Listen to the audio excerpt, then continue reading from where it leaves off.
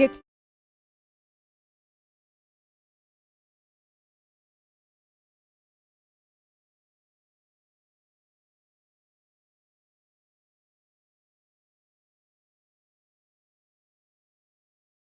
Kiukau Douglas Peter, one wago midfield. Malit. Udilu bimatukan kun Uganda weng. Wajukan naleri President Museveni olanyo kui. Omoro people with the ball.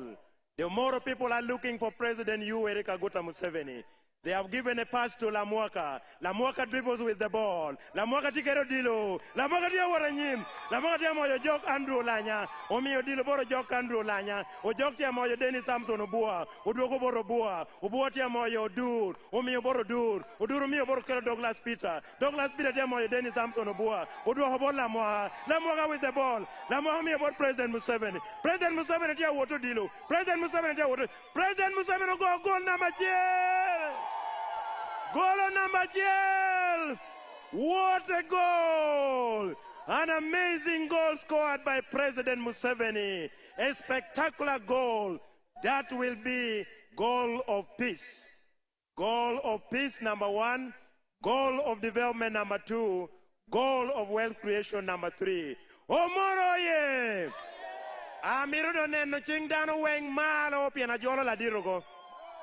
Ajolo la diruko enaremo ye! Yellow! Omoro yellow! Lamwaka yellow! Olanya yellow! Okor yellow! Okao yellow! Museveni yellow! Your Excellency, may I now take this opportunity on behalf of the people of Omoro, on behalf of the people of Acholi, on behalf of the NRM members and supporters in northern Uganda, to invite you to deliver your message to the people of Omoro. Omoro wajol President Museveni. King Mala ejira tikwene! Duru tikwene! Ejira! Poya teglo bami ugum. Apoyo Beping, please.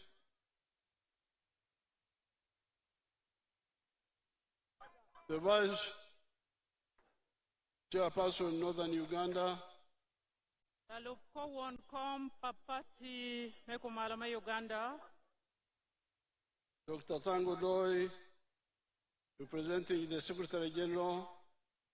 Madit Tango Doi Matika Chungpi, Karan Madit Papati NRM. All the other leaders. Lutela Mukeneni Roduchu. And the Wananchi of Omoro and Acholi and Uganda who are listening. Kachel Kilwa Roduju, my Omoro, my Acholi, Unmautikan. The NRM always has manifestos. The NRM always has manifestos. Party NRM, Tie Kinyiglok Magayobo, Mapigitego, Magianeno Pilwak. The manifesto of this coming term has got seven points. Don't quay Jamiman Mapigitego, my NRM yo, Pimwagametic Matika Biononi, Tie Niklok, a beer Mapigitego. They are in the manifesto, and our teams will bring copies to you. They are in the manifesto, and our teams will bring them to you, copies. Tie Ibuk Makiyobo, Ma Ibimiyogi Botu. The first point is what some of the speakers have referred to. This is Kuch. Lok me achel, era ye, lok makiberka lokone kan, lok kum Kuch. The fact that NRM has been able to bring peace in Uganda for the first time in a long period. Iwang me achel, Party NRM kelo kuji lobo tuak Uganda ko duchu liweng tiwangwe achel. And the reason we were able to bring peace is because of the good politics. Yen lok ma wega watie ki kuj tie tieni NRM tiu lok me wibie yo mati mabe. The politics of opposing sectarianism, of religion, of tribe, and looking down upon women. Party NRM tiu lok me wibie on pege mero lok me apora yo mapat mateno teno ma watie kereni. Because we don't apoka according to religion, we don't apoka according to tribe, we don't apoka according to sex, to gender. NRM Apoka means discrimination. NRM pemiro apora ilok me dini, ilok me tekwaro, ilok me kara, ilok me berupamon kicho NRM tiu kitman lok me apora. I'm asking, apoka means discrimination. I'm asking. Discrimination. Okay. So we don't have any apoka. NRM tiu la bon apora kienwa adong chingwa wapoiman. We chake ki porocheo da kunyao chake ki tuare duju dano duju ripe abon apora. There is political unity therefore. Pitian lokman watie ki ripe kiet me wibie matek atira NRM. But that unity has also enabled us to form national institutions such as the army, the police, the prisons, the judiciary, the civil service. Dong ripe ni eni werobene oberu kikare me yupudul mon achel keken maripe oberu kikare me ripu jang tich pagamente mapat abon gen mapokowa. It is those that have enabled us to create peace in the country. Eno ni ayetian lok ma werobene oberu kikare me beru kikuch ilobo Uganda. That is therefore contribution number one by the NRM to Uganda. Eni piman tiegin achel apati NRM tuye maoti yupilobo Uganda. Now the second contribution is Donglobo. Yen mukene dore madir maoti ne ena ye madore lokum Donglobo. Donglobo has two parts. Donglobo tiela iario. There is economic infrastructure and social infrastructure. Ke Donglobo majami makigerugi manen ki Donglobo kiet yo me kwa padano. Economic infrastructure are items like the roads, the railway, the electricity, the water, piped water, the telephones, and so on. Yen koi Donglobo medul me achel maladiru wajo ene jem machalo gudi matie manen manokiti kienwa lokum mach lokum pi lokum kupe kien machim manokikero gen kupe me yamo me mono. If you look at the Acholi area, we have already done tarmac roads in 3 directions or 4 directions. Hayini neno botwai lobacholi kan yo makiliyo ye lam dong tie lobacholi tu but kabero maromo adek nyangwen polo. Karuma to Pakwach, Yo lam makiliyo maaki karuma chero pakwach. the one from Karuma to Gulu to Nimule, Yo karuma machero gulu karo chero ni mule. the one from Oruyo to Chugoma, Gulu, Kitugum, Musingo. Yo man makiliyo lam ye maaki uluyo karo ki gulu chero kirgum chero msingu. These are roads which never existed before, most of them. Egini yo mano chon pere kilame ye no pere mayana rempe ya ti lodge. So the one you are talking about, I know it very well. from Guru to Awere to Conakry. Yo en man ma wunu tiga penyo pere ni en la dit nge ma be tira tira a ki gulu karo chera were chero tatia yeni un civilian marni u good jami ma pol marni u good jami ma pol You touch here, touch there. With the mero good kanyo good kacha mero good jami ma pol with the fighters concentrate on a few areas, and ento en machalo lwen ikero chwinyi kong igena chel gitiyo mabe wangutum. but you touch many things, salaries, what, this one. That's why we delay sometimes. Eno mi kai chako gutu jami mapol yalo lokum chara jami mapol si chamu kene kit pagen mon kong dok galle manok. But if we concentrated on the roads, defense, the railway, education, and health, and other things, we would achieve much more. Ento kai neno kai kero chwin lokum yo lokum koga lokum gwakobe beru jami man manonok bapigi tegoni. But God is always with NRM. God is always with NRM. Ento gian mawurunge ena yeni ruba kare dujutie kipati NRM.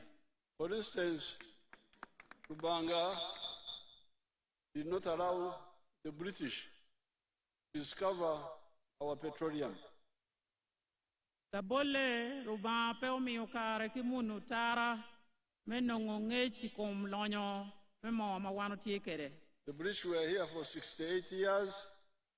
They started looking for that oil from 1920. Munu tara kuberu kanpi mwaka piara bechelu ya boro chake mwaka libachel mi abungwen ki piara rio. But they gave up. Okamo mago olo yakako. Neno ko ki wilobo kaminyono. For the oil. Muni utara pego berki kare me yenyu moman. But they couldn't find it. Pepere pego no. But when we came, we found it, and it's going to start flowing next year. What you saw there, show them oil now. Ento wano berki kare kigum menongo lonyo me moman. That is one of the wells.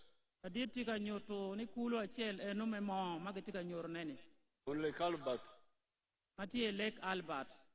Behind there you can see the blue. Blue is Lake Albert. Kamatie obero blue ni meno. So Lake Albert. Once we get our oil, Kainen wano mo wadong. These roads and other projects will be much easier. But I would still insist on prioritization.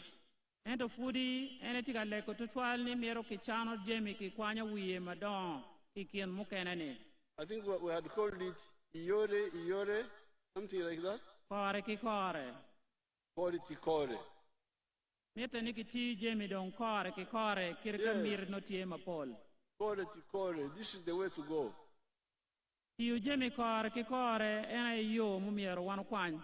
But some people say, do chumaber, everything is good.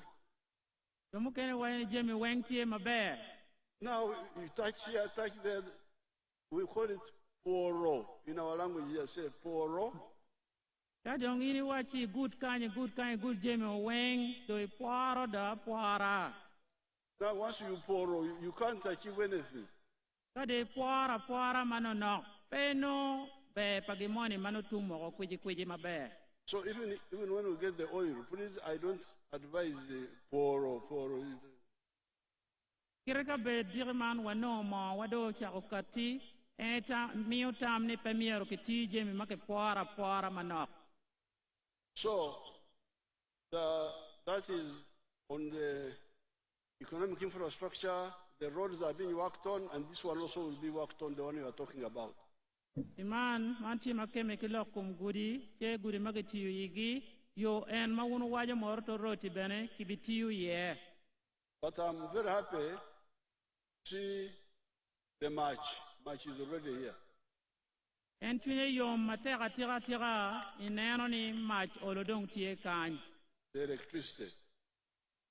Mach, neno mach dong tie kany olo. The telephones are everywhere now. Tim dong kumbeti tie mereka weng kumbeti. You find somebody harvesting malukwang with a mobile phone. Ino ngaro mone tika bir malakwang no tiki chimi yere dong wai kien gang. And ringing people in Kampala. Logo ki ngat manotio wa Kampala. The railway. We are repairing the railway. Koga yo paga dong kitika yopone. This is all economic infrastructure. Egini weng jame maketiugi me ilolonyo. Then there's the social infrastructure. Watie ki jame maketiugi me rocho kwa palwak. The schools, Meno chalo gangkwan, the health centers. odi yadi, Chairman talked about all those. won komwa logo kan jame ni oduju. And I have the file here. En la ditie ki buke bore kono. I'm very happy to hear that in Omoro alone, there are 8 government secondary schools. Pine yom ni Omoro keken, dong tie ki schools aboro. In 1961, School mesini aboro. when I was in Tare, Imwaga pia rabichel we achel mala dit putie gangkwan mamege mesini tare. there were very many boys from Acholi. No lutena woba chole ti mapol mada makwano kunu. Very many. And Tango and all over the place. No ki pola tira ya chole mage ake laon bene. Georgia Bola was one of them. Yoda bola no tikin le tieno ma aki tunkan.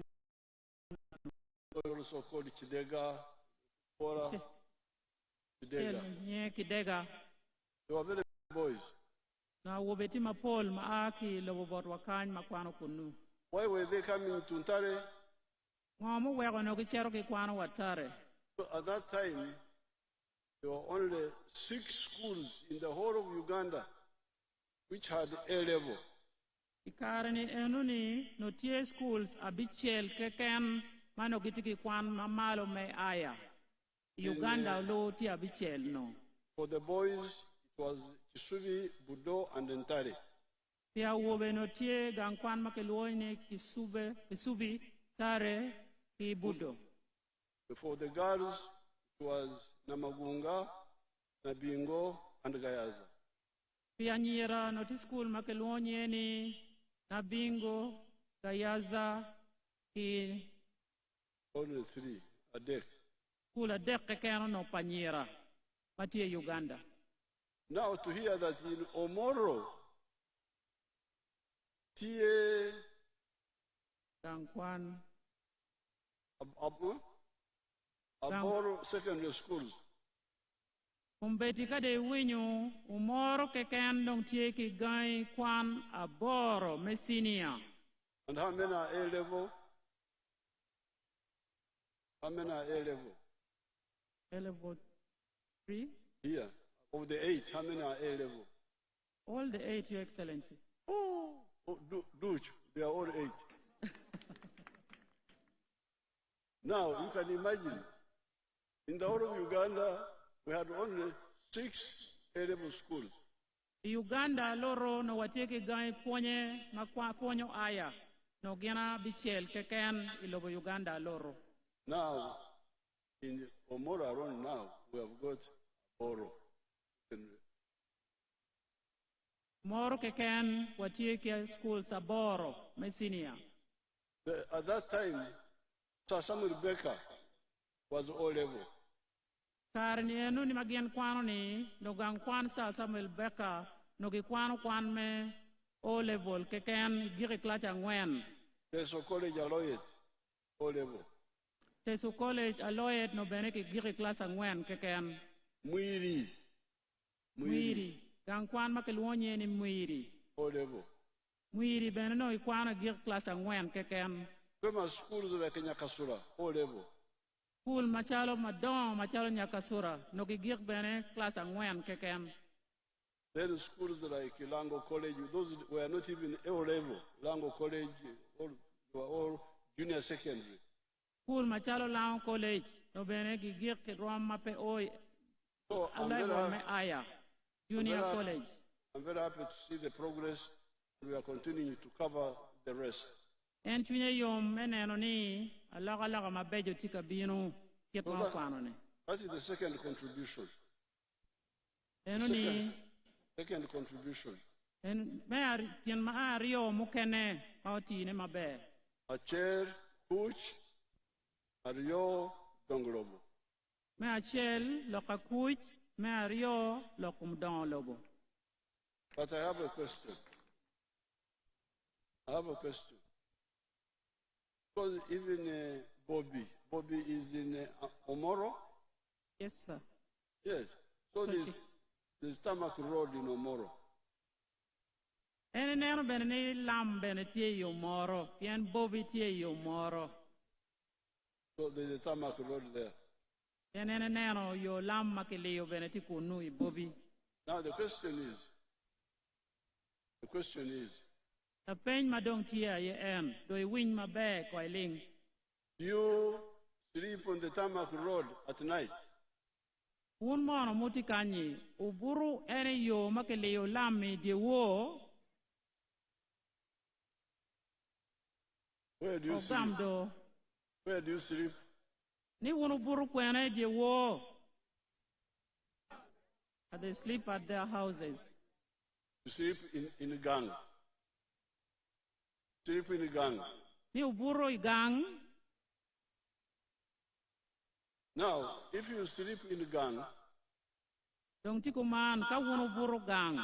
like you are going to do now, like you are going to do after here, Pien ma pitiming man ye kany. you will find that the chan you left there in the morning, you go back, it will be waiting for you. Dong ka ya ke kany ibi dok gang. Ino chan mai wego ti gang kunu ni no tika kuri gang kunu. And it will welcome you back. En chan dong joli ni apoy dugu ki yop ma ucheri yeni. And say, Apoyo Bino, Ni apoy bino. and say, we are still here. En bene wachini en bene puriti kenyo. You left us in the morning, we are here. Ya diko na kanen iwego wa wano tie gang kany. Chan mo dong tika lo. Sukari, pay. Kari pege. Ichak, pay. Ichak. Milk. What is milk? Chak? Milk. Pege, chak pege. Chan dong wachini chukari pe, chak pege.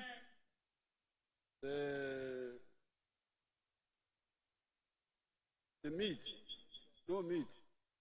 Riyo be pege. Chan ayeno dong tika wachi me dok ti kanyi. Then you start quarreling with the wives. What man are you? We don't buy us meat. What sort of man are you? E chako da kinu kunu. Ni in ketla choa ngo ma pe romo wili wa riyo ni. Now, that is Chan. Meno dong chan. So, from the 1960s, please don't be diverted by Donglobo. Electricity, roads, tarmac, those can be there. But those are ours, all of us. Wego ni chake mwa Pierre Bichel. Yen gi chako wajo ki wiye. Gi chako wajo ni. Pe wiwa utangogo wa nen tutwal ni lokum don lobo. Keken. Yami ego ni pikitego dok bene gibi berutie. But Chan is personal. Ento mieringe ni chan. Tegin mamako kum in kachela chel. And so is Lonyo. Kumeno bene lokum lonyo. Lonyo is mine, or my family, or my company. Lonyo berum megi ki oti ki guak dul tich ma yini yobu ma megi lonyo berum megi. So this is the message. We differed with the other groups in the 1960s. Ena ye lok ma ene chako wachine chon ki jo chane ni chake mwaka Pierre Bichel ki wiye. The others were saying development, without Lonyo. Must Yeno be Kino bedo ka waja mwaka eno ni kinen loka don lobo. Kala loka gudi ki jema eno kwano ni. Ene wachi pe kagi loka don lobo ma peki loka tan ki pe war mabe. Now, in the cattle corridor, the people listened to our message.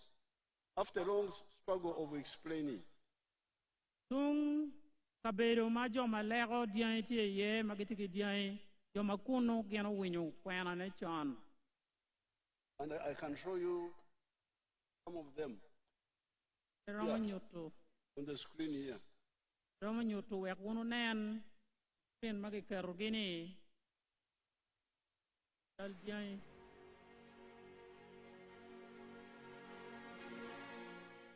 Amazina ninyo George Matongo owangoma mgongo wuntu hano gwetaka shozi nandufutaha umurimo gwanje ndi murisa nte maja kureba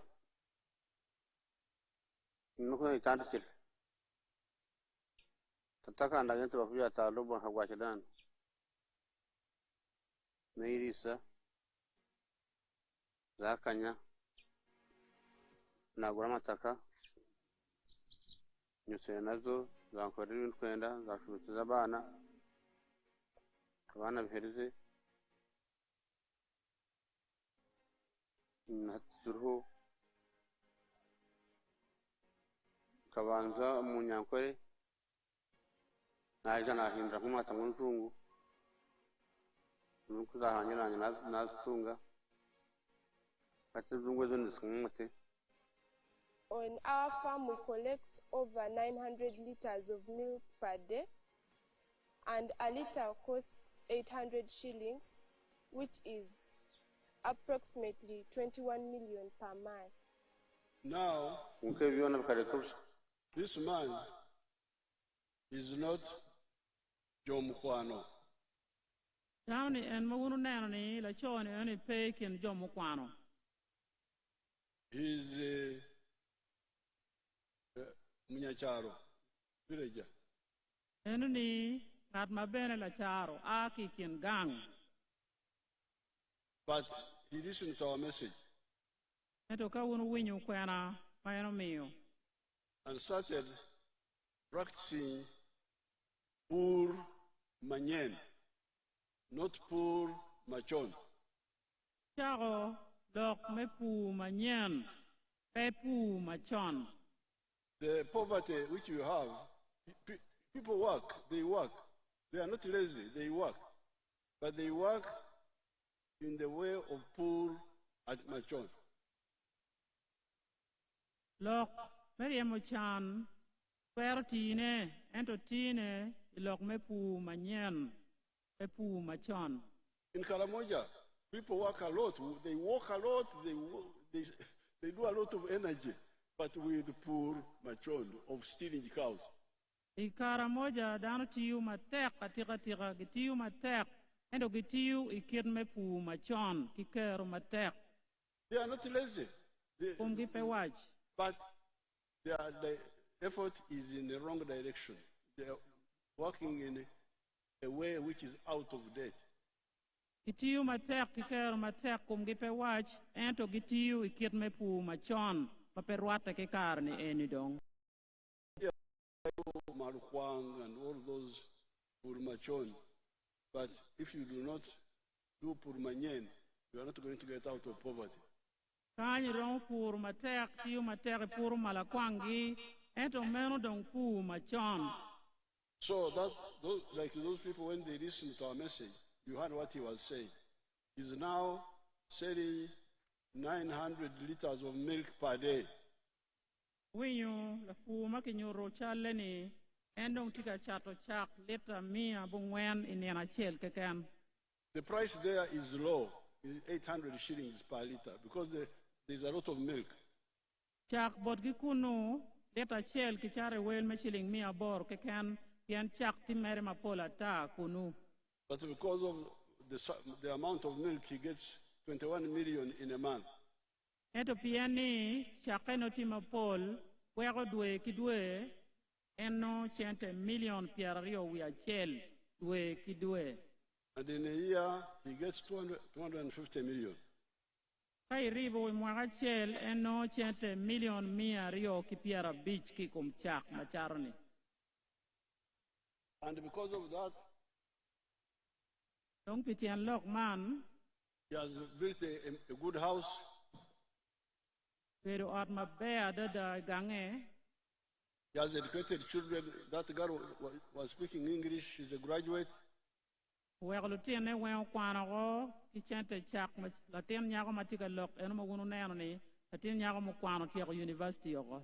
And she's doing all this when he's far away from a tarmac road. Jami makinyorni la ditu tika timone ka bere mo maboa da kiyo kama tamak lamti ye. Those people where he is like 70 miles from a tarmac road. Kadir makitika wajanyen ni beru bo neti kilometer mile piera bero koloki kama tamak tiye. So please, I want all our supporters to wake up on the issue of wealth creation. Timan en la dir lego lo chwak wa duju ni wa yabu wango matek ilok meti yu lonyo. This has been our emphasis all the time. En ilok makare duju en tika noene matek kare ki kare. That's why we put money for defense, we put money for Donglobo, but we always put money for Lonyo. En wego wa kero chente pitij me don lobo wako beberu ento bene wa kero chente ilok me lonyo. We started with the Ntandikwa, Wa chako ki chente makilunye te yub me intandi kwa NADS, wa bini yub me nuts. Operation Wealth Creation, Wabini yung makiluan Operation Wealth Creation, Emyoga, wabini emyoga, now PDM, wabino dong kumbeti gian makiluan PDM, Women Fund, Kente pa Mon, Youth Fund, Kente pa Bulu Youth Fund, all that money, the circles for the borders, Kente eguni duju, Kente makimio boda bene, all that is to help you get out of poverty. kwa yup ki Kente eguni duju weko kon in me a ki chan. And some people are listening. Let's see who are listening in this area. Ki jomo kene magu doku kere teach weko wanen jomagu winyo kwena wani mabe.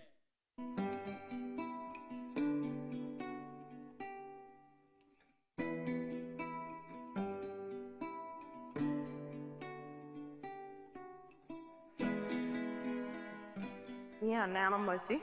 I am Anena Masi. Until a poor boy sent a loalkan. I'm a tailor in Oloal Trading Center, which is in Laguri. The Guru village, Ayila Parish, Guru sub-county, Omoro district. Kari, Muno foot piano, PDM no. Atia Berugan. Oh, before getting PDM, I was at home after my senior 4. Nye, ano Benagang, project PDM o Chiamba no Chana Oni. After PDM came in, and then I was able to be given 1 million from PDM money. Beru Mahali Vario Kipiario, we are when. It was the year 2024. Kapia fully do my bore and one car on. I planted groundnuts in August, Akade, 3 acres. Taquano, Maquano Beruka Piara de Beach. Oh, after harvesting, I was able to realize that 5 bags of groundnut. Macharo Bermilion Rio Calimia. After selling, I was able to get 2,100,000 shillings. Berukuano Aquano Pujichon. On top of that, I was also able to study tailoring as a course. Matiki Sarana Rio in. I was having only two showing machines, these 2 singer showing machines. You don't empty on a machar full in a wheel machine, we might enemy locking the bar. After selling my GNAT, I was able to buy the baby locking machine Well, me, I live near one Piara Bor, your beach. at the cost of 985,000 shillings. Then a Mukana will deal, I will deal a Rio. Other balance of the money, I was able to procure 2 goats. Jela rio na wili kiana rio ni wai wil mali mia chel piara bora li piara bungwan. I bought them at 180, the cost of 90,000 each. Kidong amati ni bati pa na ki chana oni due li piara bungwan. This room we are in, I also rent it 40,000 monthly. Piano mu piano mai ke stock mu piano ke wila wilu. Some other balance of money I was able to add with my stock at the cost of 500,000. Some other thing I have already used it to support me at home. That is what I have used with the PDM money. Using this baby locking machine, I am able now to get much money in this trading center. I used to lock my clothes up to Gulu City, but right now, the whole of this trading center, I'm the one now doing the locking work here.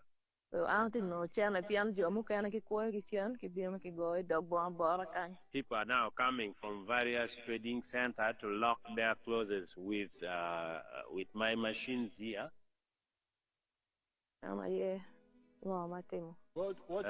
That is grief. What is locking? Locking. What the tailors, after making a line of tailoring a dress or a cloth, they do baby lock at the end. The machine, which is special, after tailoring, it locks the last lane so that the cloth does not tear easily. The special machine for tailoring. The thread? Yes. Oh, I'm learning new things. So you see what is called an anena or something like that? She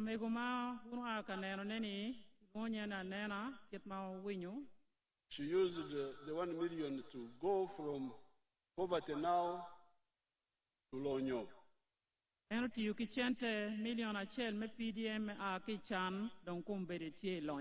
she got the 1 million, she planted groundnuts. No chente upero pool She harvested 35 bags. Then she got 2 million something. No chente maromo million ario kiwie. So you can imagine 1 million now is already going to 2 million. Koinen aki chente million achiel muchako kere chort do to kichere million ario kiwie. And because of that, she was able to buy goats. Duki nge nongo chente enoni do wilo bongi me coach, which are now multiplying. Madong tika chakonya. Then she bought herself that machine of locking, which I didn't know. I have never heard of it. This is my first time to see it. Kum chente enoni bene wilo machine me locking bon mayan la diru no penge yuni. Which she used to go and get from Gulu. Mauno chon kay koyo bon a do chero wa Gulu ka timo lock me bon ni. She's now doing it in the trading center. Beri dong piano wilo machine me locking bon dong en timo ki trading center dang kama en beri. And she paid cash of 900 and something thousand. Wilo machine ni dong wel me chente ali mia bongwen ki wiye.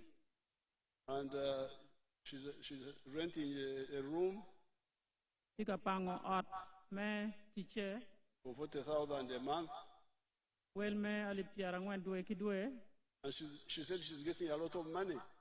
En wajani tika nongo chente mabub mada. So therefore, all of you, this program of PDM, please attend to it. Piman, yub man me PDM me, tadit legu uni, uket echwinyu. This is not for rich people like Otema, like Museveni. No, it is for the people who need to start getting out of poverty. Tente me PDM me, petie pijo malulonyo chalo tema gi President Museveni gi tie pi joma gi pe ki chente chingi me chako a ki chan me chere lonyo. Those can go to UDB. They can go to UDB. They don't have to disturb us. Joni cha magulu lonyo ni gen roma chero bang me UDB gi cher ge gama chente ki kunu. But we, the beginners, we are the ones who need this money. Ento wan me chako tere me donye lonyo ni wa miro chente en me PDM mi matek mada. And follow it up. Nobody should steal it or play around with it. Dong malubo man pire tek ni ti kere kidiro pe tuk kere. We are now going to add another 15 million for the 100. This 15 million will be for the leaders. Dong chente mukene ma gibi meri ta yub man me PDM ena yobu beru chente million apa we a beach mambo che bino pilotela. The local leaders.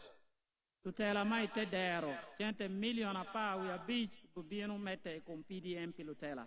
So it will be 115 million per parish. Makai ribo no bino million mia chel ki apa we a beach me PDM mambo beru kadonya ite parish ki parish dong. We want to start another fund for the religious leaders. Pamir beni wachak dul le mo manyen pilotela medini. According to their parishes. Malubo kiet parishes mamegi dultij mamegi medini. Or Muslim districts. Kiet bene pa Islam bene. We, the ordinary Christians, Muslims, we shall continue with the parish. Kon Islam, kon Christ, no guare jomati dini me Catholic me kimo keneni yen be mete kimene kiet me parish.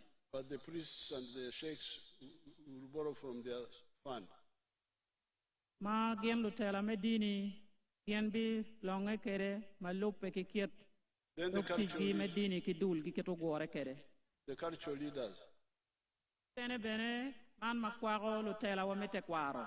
We shall create a fund for them also. Wabinongo bene chente mami ukony me teach me konyo lutela mete kwaro kit meriemo chan. What we want here is everybody to be involved in wealth creation. Yen ma wa miro kakanya ye mapere tek eni dano duju mier gudony ilok man me teach me nyayo lonyo. We don't want, it's not like football where you have got players. They said players are Rutuko.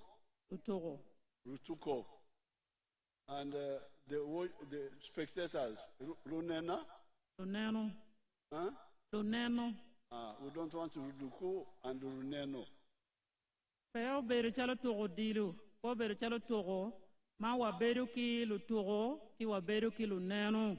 With wealth creation, everybody must participate. Ilok menya yo lonyo dano weng yerubet to teach magiti yu weng la wa chel. If she or wants, unless she doesn't want. If he or she wants to participate. Kache en twinye mero ni umiero eneti kachel. Now there are young people who have left university but not to go to jobs for 2 years. Dong watie ki tuti jomatino mageno tiako kwan gi me university ento dongu beru gang pi mwagario peya no kuno teach. We shall create a fund for those. Joni enebere obikati kidu lim makemme kigien me konyogi. There are my graduates of the presidential skilling hubs. Watie kilitiano mamege paladiet mageno tiako kwan gi ki gang kwan me teaching matie bot wakanye kumalo me Uganda ni. We have created a fund for those circle per district. Tutini en magichero ki kwano yuding kagang kwan maladiro yabani en bene yubu chente magitika miyo bot gi district yen madongo tiako kwan ki kunu. Are there some of my graduates here? Tutini eni wun mukeno tikany. Yes. Where are they? Tutino maku kwano yuding tikwene. Put up your hand if you are one of the il graduates. chingu won manaka nena ruate ketu kacha la dir mero nenu won ma kwano ding tiako kwanni ruba kene Ivan kilu wotu il chingu. Put up your hand. Where are you? Il chingu ruba kene, Your Excellency, they are there. Come forward, come forward. Ba kene bin unki Sheila.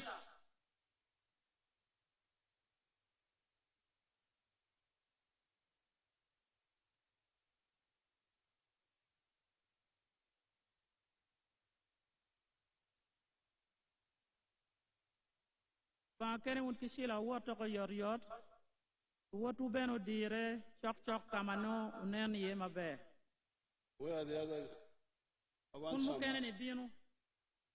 Let them come, not to block them. Wato yor unjo mateno puri. Okay, let's hear their testimony. Speak in the local language. Rakong wa wincha den palitiano ni en magutia ko kwan gini. Laditi ka wachiku logele mapajo.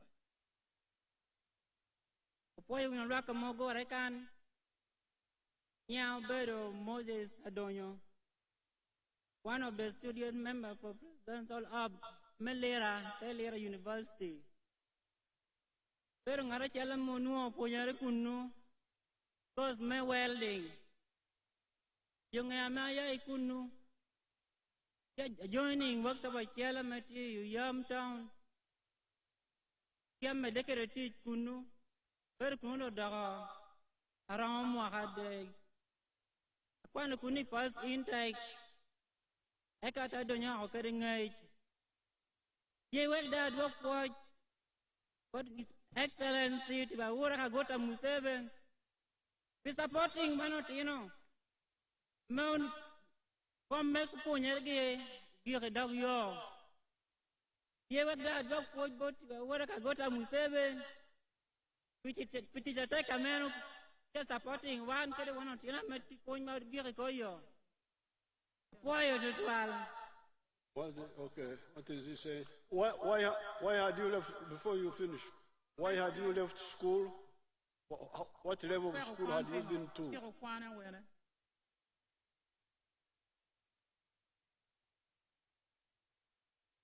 Level make one biru gyo ka iskinia one Pipako me chen me wara nyim. Eno we ata biru gyo kwan. Why Okay. Translate what he was saying. Excellency, boy was been speaking stopped in senior one because of poverty. He couldn't raise school fees. It was the first intake of Lira Hub where the skilling center is. He's completed his course in welding. He has a workshop now in Oyam where he's working with others. He has been working for 3 years, and he's thanking you very much for the support you're giving to the young people, transforming their lives to become productive.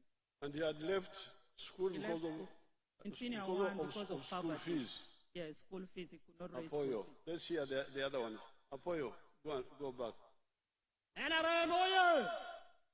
NRM oye! Museveni oye! Oye matek. Ia rubakene Ivan.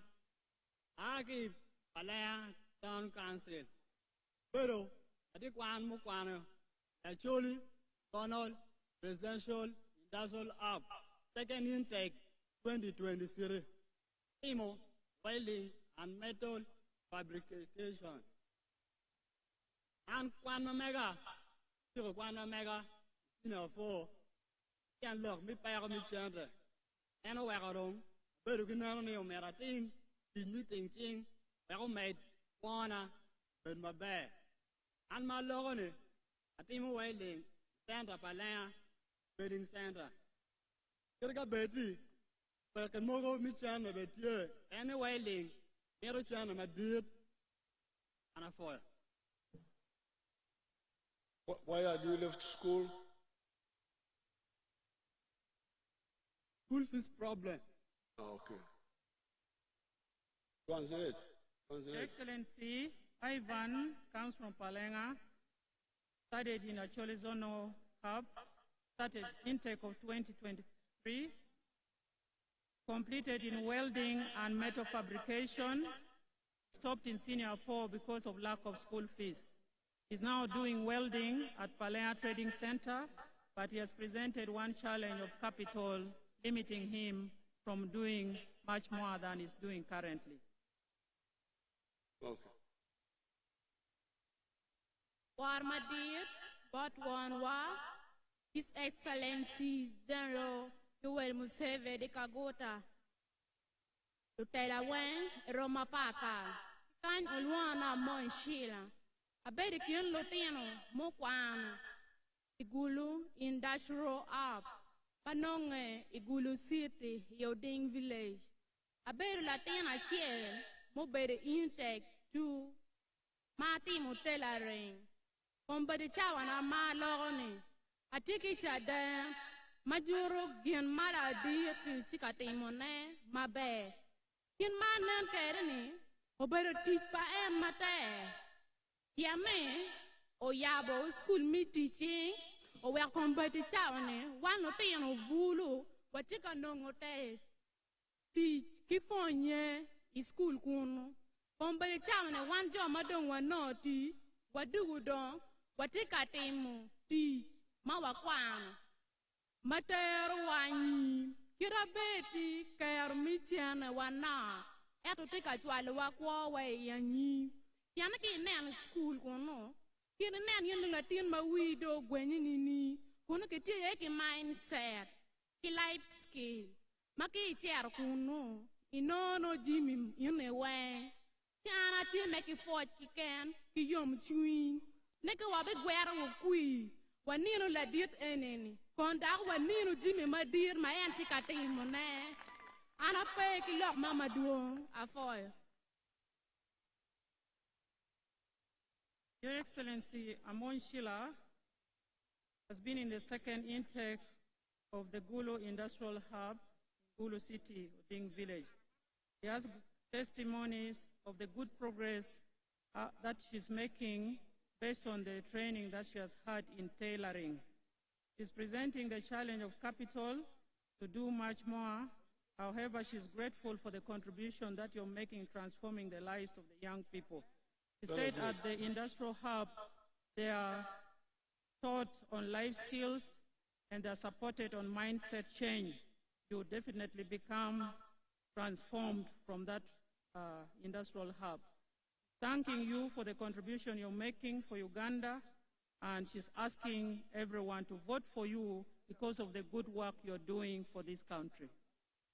Now, let's see what they are producing, these young people, on the screen. Pangdong wanen ma Johnny en makitika kwan kabere makibere ka wacho gini yentika tiyune screen ket makikero malo chani.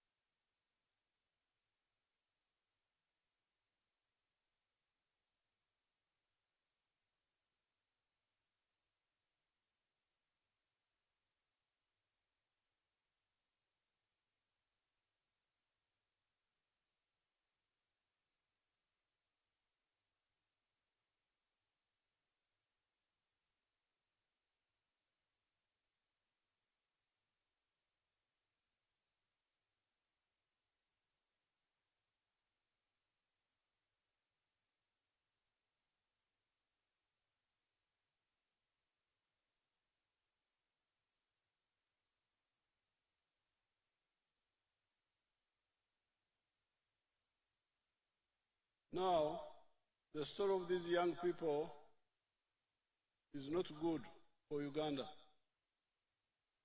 Young piman lok pa choman matiano ne mabe pilo Uganda. These are children who had lost hope. Man litiano wa maano do gen pera ko chwingi kweje. They had lost hope because their families could not pay for them in the school system. Odong gen ruenyo ko chwingi pian origi kamagi aye gangi pegi ker me chulo kwan mamegi memete ke kwan. But when I gave them free education for just 6 months, ento ma en imi gi kwan me nono pidwe abichel keken. They are making products which were importing from China, from Dubai, from from India, from Italy, shoes. Tene eni kombe dongi tika yupu jami mabeyo maono nene wagamo giki lobo India, lobo China, lobo Italy, talo wa bene dongi tika yupu ne. So this is a serious criticism because of the school system of charging school fees in government schools. Man lok ma raj madit atika tira maraj atika time pitian lok me kwan mano ke merni ni chol school fees gang kwan. So in the coming government, please let's stop this charging of school fees in government schools. Dong piman gamente en madong tika meta nyima watika donye yeme chakone il jok lok man me cholo school fees gang kwan ro. What I am doing now is more expensive than what you can do. Yen makombe dong watika timone wele la mal atek atika tira maloyo genma watwer timone. Because my skilling hubs are few. Yen kaberuman me fonye make kwano gini tie manok. There are only 19 in the whole country. Tia para bungwen keken ilobo Uganda loro. So that means children come from far. I need to accommodate them, feed them. It's a bit more expensive. Yen lokeni di tiano aki kama bo kage bieno ka kwan kaya kwana para bungwen mayano wajani. Mere guak gi kunu gu but ki kunu ki mini ki bene cham chi wele tie tek. The strategy of UPE was have a government school per parish, primary. Have a government secondary school per sub-county. Yo pagamente no UPE ki kwan mesinia no tiene miero gang kwan miero beri parish ka chela chel weng ma wa aki ye. Gang kwan mesinia miero beri sub-county weng ka chela chel ma wa ye. The strategy was remove Nino, Cham from school. School is for Kwan, not for Nino, not for Cham. Cham, gang. School come to study and go back. Yero eno ni kinano eno ni wakati kere were gang kwan ubed kama ini chero ye ikwano kai loke dog gang chamu gang ente bini gang kwan ikwane gang kwan. So that because we don't have money to do all those things, we are trying to, like we fought a war without guns. That's what NRA did. We fought a war and won without guns. The man ena wero itika timo tijmane yome dero wero gen machalo ibere lum gi lweny da bom dogo. Remember we started a war with 27 guns. Against an army which had 60,000 guns. So,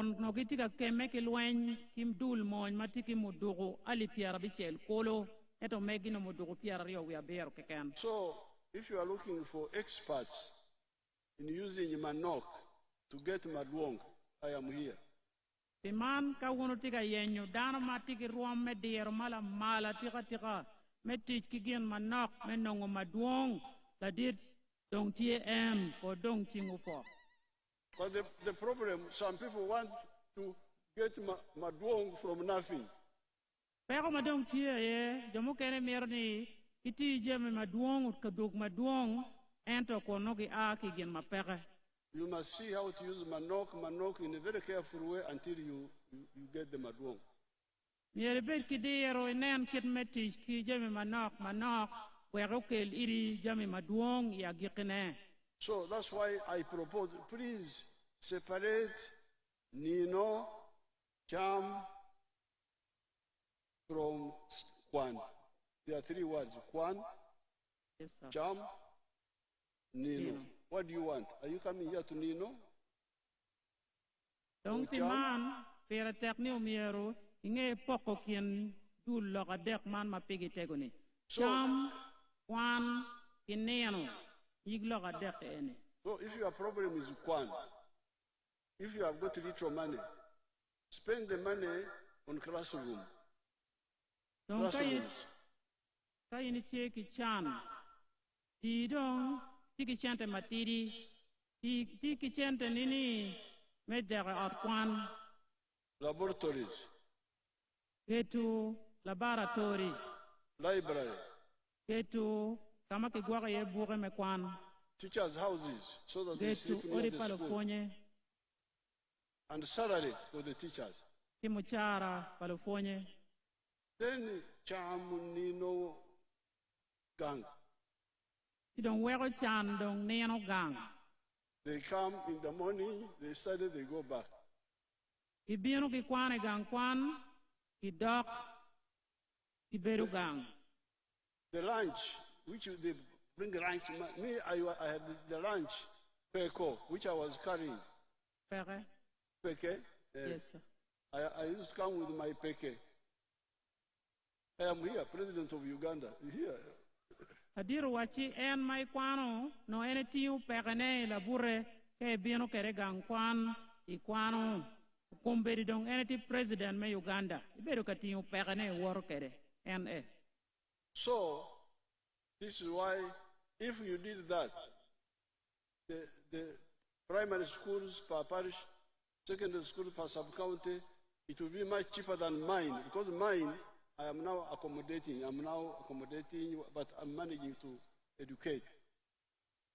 kache unu ye ma tiu pege wor kere bino kwano lokka dogo neno gang kama unu bedi ye wel me kwan bedu yot doye ma mege ma ini ai chero ka kwan ka bedu gang kwan ma kwano ga para ngweni kono ka buru kicham weom yere non kunu. So in the coming government, please, I want you to support this policy because you have seen the damage we are doing to these young people by continuing to block them with commercialized education in government schools. Donc piman en logo botu ni onen jame madong watika tione mabalo ko paloteno chal makinyur gi kanyi tutwal yen no wakero lok me ponye lok me chul tie matek tutwal ye ti balo lok me ponye paloteno go kono neno me kato gang kwan parish ki parish gang ponye me senior sub county ki sub county no tie yob mabe mada ento pichulo kwan wego jame ni dugu rachogo. Some teachers are using the excuse of we don't have enough teachers. That's why we hire private ones to add on. Ponye mukene kitikitian lok magi wajo ni lufonye gangi kwan petiki lufonye moromo wego wano penye chente wege wabed ki lufonye mano PTA aye cholo gi pian chente lufonye peti moromo. In the coming government, I am proposing to recruit another 50,000 teachers for primary education so that this excuse goes away.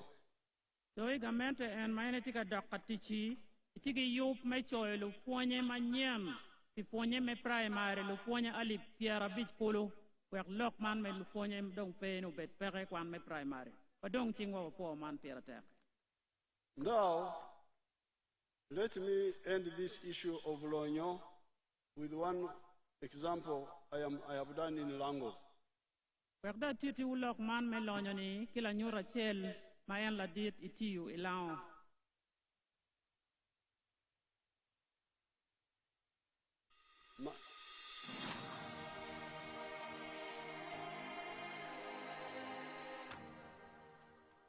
My name is Dr. Maurice Uchen. I am a commissioner by appointment, deployed at State House, and I've been assigned by the President to execute the 4-acre model. And I've put them so far in 10 regional zones in the country. Now, the 4-acre model is an idea conceived by the President to guide our farmers on how to utilize their small acreages of land so that they can earn more money through intensive farming. And here we are talking about enterprises that have good yields and high income for the household. So we have the fish farming, which is one of the enterprises that can be done near the water without interfering with wetland and tampering with water flow. Then we have the zero grazing unit. On the other side, we have the coffee, we have the banana, and also a household needs food crops as 1 acre plus fruits. So This idea of the 4-acre model is to support income for the household. And as I will go into the small mathematics, you will know that it's capable of pulling somebody out of poverty. Now, specifically on the fish pond, here is about 20 by 50 meter pond, 1,000 meters squared. After finishing the excavation, we stock 10,000 fish. We feed it for about 8 to 9 months. In the north, which is warmer, the fish grow faster.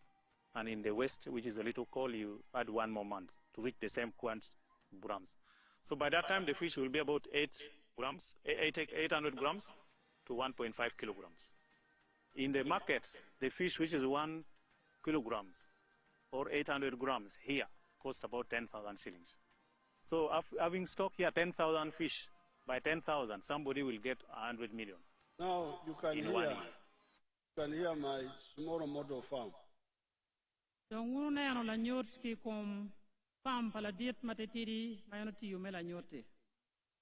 With coffee, bananas, fruits, some cows, but also fish pond.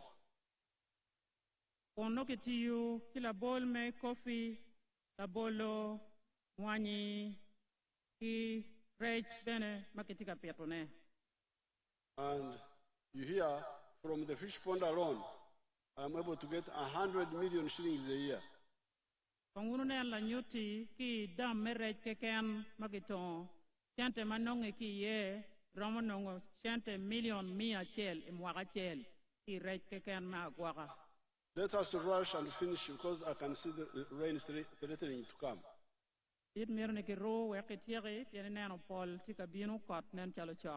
2 points. One is the cattle restocking. The cattle in this area were destroyed by the wars and the cattle rustlers and so on.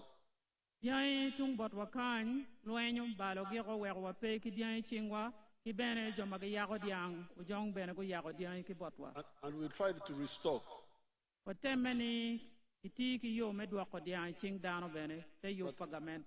But along the way,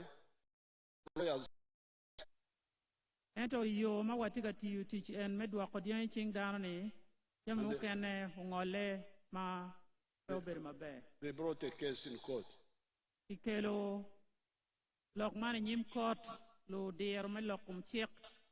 Because I never like wars, I said, okay, discuss with them.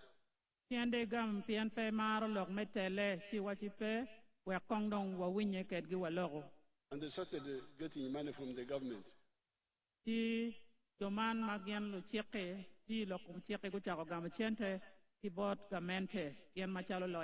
159 billion shillings were spent.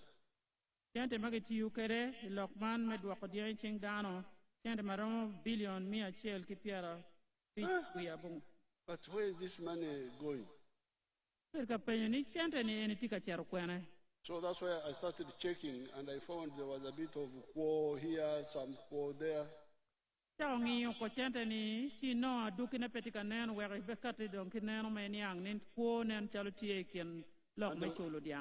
And the majority of the homesteads were out.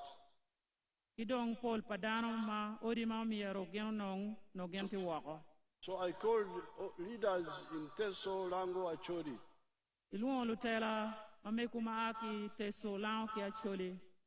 And then I said, don't you think it would be better to handle all the homesteads equally? So that because the war, you cannot compensate for war.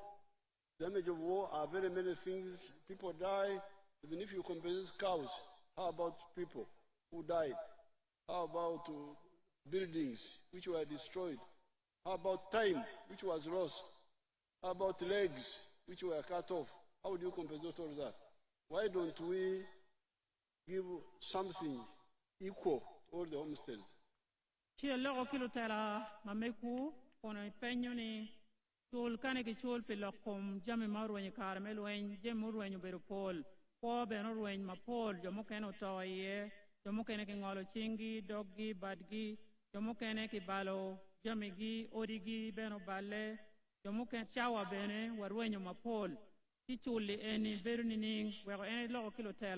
ika twere pingo peke nong yo me odio ko weng ma watie kere tungkany imini gi olo chul ma rom pi odio ko weng patie. And the population have liked the idea of the 5 cows per homestead. Wero ikaweng inaoni diet padano apol loya ni kitika jolo niki nani kimio diai abija bij idok odio ko weng matie dok be loyo. When the delegation of Acholi came, they were able to bring out the fact that yes, there was damage in the whole area, but Acholi suffered most and longer.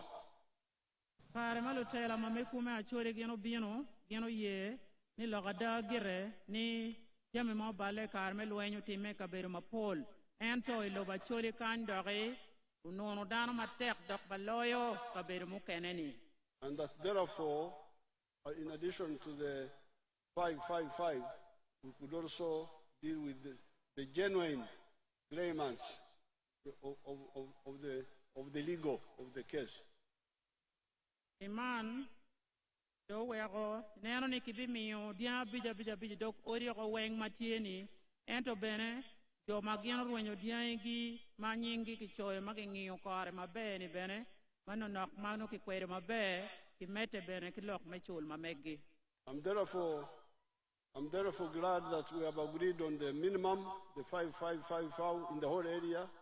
Adit finya yomni olo mokdo katima wanwe ye ni dano ori duju yergunong diai manok pedong abija bij dok ori wengi on yere finya yomni. And the cabinet will also study the idea of variation for the Acholi area. Timan bene ka choke mamege palo ministers maine beru ketgi ibingiyo bene dok matut kiet ma miero kite kere lokum loba Acholi ka kamalwenda ko nor matek loye kaberu mukeneni. Now finally, teach. Dong ma gikene lokum teach. This is the fourth and last point. Man dong yig lok madit ma ngwen dong bene ma gikene. Where does teach come from? Teach aki kwene. Let me show you one boy, the Biamkama of Unyoro, of Kagadi. Wekdong enyut itu awuba chel manye Biamukama maki Kagadi lokum teach doinen kit makitika nyorneni. Teach, because people talk of jobs. Where do jobs come from? Welcome to Kamai Demonstration Farm. My name is Fred Biamukama. I'm a member of Parliament of Buganges West Constituency, Kakumiro District. We are now at our 4-acre demonstration farm. The land we have here is approximately 4 acres. This is a farm we started 2 years back here, 2.5 years back.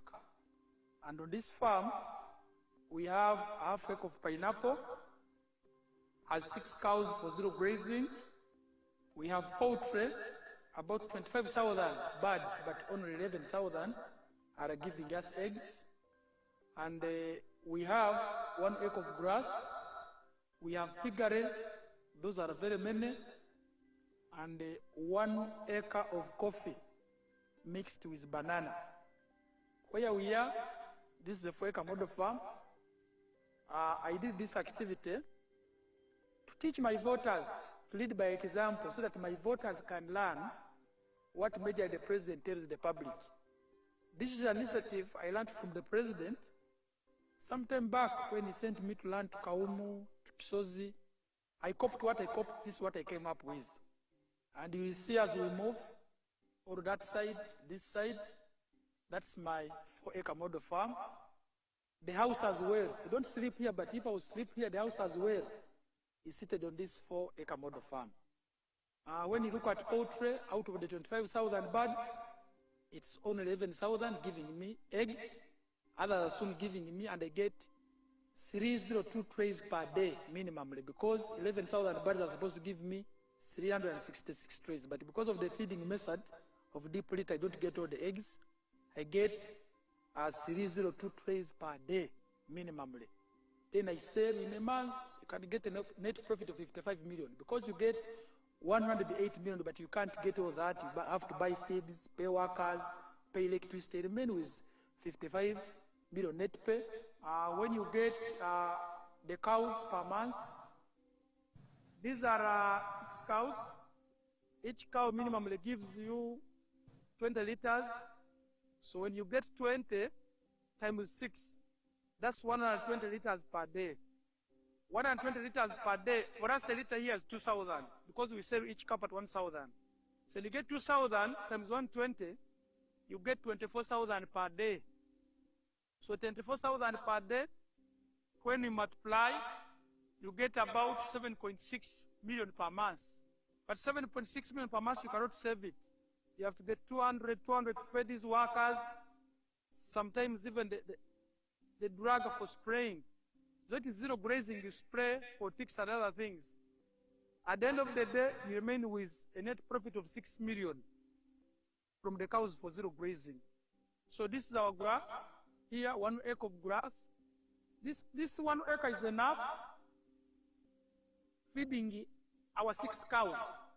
And our cows are feeding well with this grass we have. When you get like the half an acre of pineapple, per harvest, you get about 4.5 million, and I harvest twice a year. You will see, even as now, there are those which I can harvest for my friends to take. When you look at the piggery, in a month, I can get about between 150 and 180 piglets. But those I don't sell, I give to my neighbors to rear. When you look at coffee, we normally harvest 12 million. We normally harvest 12 million from 1 acre, because we're just starting up the harvest. We had the first harvest, and when you get about 12 million, but when you irrigate very well, and you have fertilizer, you get between 18 and 24 million. From 1 acre, coffee alone minus banana. And this banana, at the end of the month, you can get about 1 million, 1.8 million. But I don't sell my banana, I use it for eating. So I simply get my coffee, to ensure the other 12 million I'm telling you, which we are getting from this 1 acre, because we have tested it where you receive. And here, currently, I'm employing 20. That's what I wanted, freeze that. Now, that is Fred Biamukama. He started 3 years ago. After listening to my advice. And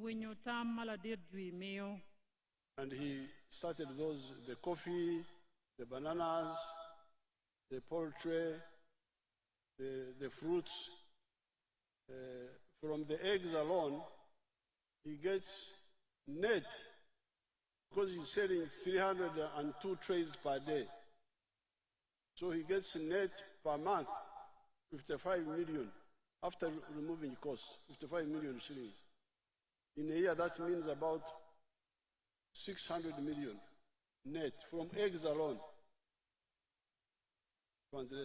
Fred Biamukama, maladir wajani, charo, jami mayan pur gi magwaro gi, ket maladir kwano, gwaro la pur la bolo, pur mwani, gwaro pegu, gwaro yangchak, gwaro bene, pur nanasi, gwaro beno pegu. Enen la boli kum gwako gweni keken, eno chente dwe chel million piara bich wia bich. Ento imwaka chel chente mano chalo magoba duju kay ribo doge million mia bichel kolo imwaka chel ki gwako gweno keken mano charo tom gweno. But now, this boy who was doing nothing himself is now employing 26 people. Dano ni eni mao no petimo gian mao kolo pere ikone kumberi don tika miyo teach kidano. So Lonyo has produced teach. Tika miyo teach kilo teach mapola tira. Lonyo mamege ni kumberi don ukelo teach matika poko teach kijo mapol. Therefore, the local talk. Empty talk. Lokman me loka cha duju la bo teach loka cha weng. The question is, where do jobs come from? The pen matia yeni teach a kikwena. Jobs, they are talking of government jobs. Teach pagamente. Government jobs are very few. Knock tira peromo wan duju. How many jagos do you have? Ditika penyo teach. Jago. Jago teach. There are not many. Teach pa jago ti adi, wamero jagi adi, kani teach pagamente. Muruka chief. To teach machalo mukuu, wamero adi. The whole government employs 480,000 people. Kamente olo mio teach kidano ali mia ngwen ki piara bor ke kem tuan gamente ni.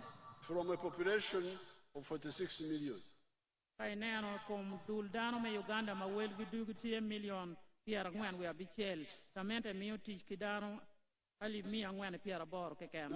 Now the Amkama has shown us how commercial agriculture can produce jobs. Yamu kama domi yet wala nyot yet mapu mel kelo lonyo pu ket ma chato wil mini wakare me mio teach kidano mapol. Pour machon teach pe lu teach pe. Pu ket machoni pe mio teach kidano.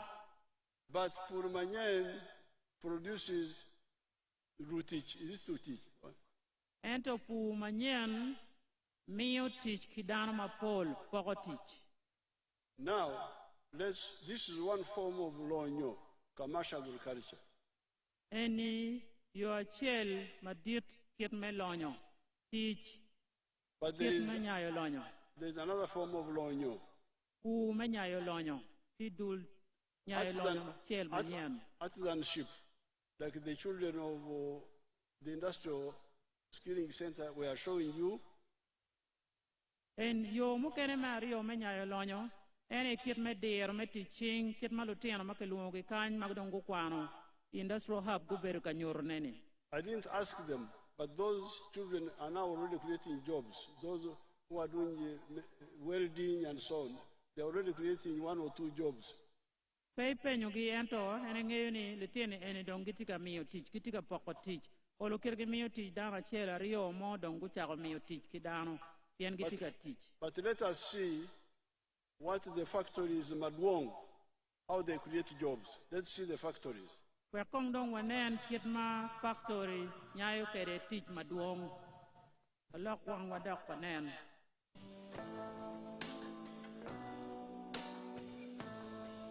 Now, freeze the other one, freeze it first. The bigger, the over, freeze is there. Now, that is a town of factories. And maladitika nyurneni, donka beremuda, makeloni town, my factory, kekan, kamachuma, ma pat, medeer, malamalti. This was 1 square mile owned by the Bugisu Cooperative Union. And no matic square mile a chel, mano dul makeloni Bugisu Cooperative Union, and I get ticket. They were with one of these presidential candidates, Nandara Mafabi, he was in that group. Nandala Mafabi may win unity chung bebe like president. No They had dul magitiki ngom any. They had dates with an American. No gitiki banyamadit ki dul logo America. The American wanted to take the land. Joman magaki Americani, no gimirni ki kwan ngom yako. So they came to me, I paid the American. Nogimero chato ngomi gubino bore, kubago dogi bore, tiene chulo, monotarma ki America chagani piloko 1 square mile. Ngoma dirte square mile a chel kolo. And I gave it to the industrial park. Mio ngomi eni, me get to industrial park ket mawuno nene. It was just empty land. No ngoma timere nono wagimo ke kembene periye. See how many factories are there now. So nen kong well factories madwong chuma mapat ketodo metekere kuno. And then somebody stands somewhere and says, NRM has done nothing. Ingat mo America wang leke chakoni NRM pote mo polo. When I go to Kampala, I'll put this on the TV. Ay dok Kampala bi kerman ki bir ka kerne television. And I say, please, are these in Uganda or in America? Bir ka penyu wiye. Ni man ti lo Uganda ke ti lo America. If they are in Uganda, the ones who have said NRM has done nothing must be looked for and be arrested. Yene waje ni ka gedul la nya en mek fu mama pat wen ti lo Uganda. Yo mati a we NRM potem mo ko le mier ki yengi ki mak ke mera magai. But let's see how many children are working in each factory. Pangdong wanen welu te adi matika teach factory ma Now pat. freeze that one, freeze there. Go back a bit, where you were. Where you can see all of them. There. Now you see. So nen giri ki wai enu wel dana ma do no teach See factory. how many young people are working there. Yo mati adi magitika teach ka kenyu. Now, let's go to Nambole. Namamve. Ochiro dore kama ke luoni na mamve. The other one is Mbale. Ma wa ka nene tie Mbale.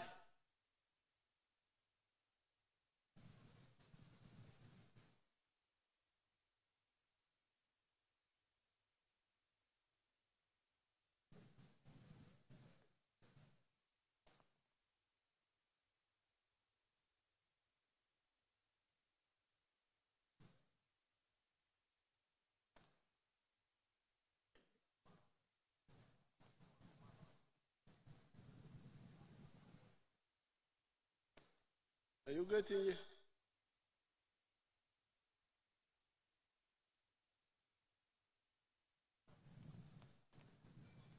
Ketika penyo ka ketika no gen maere merne.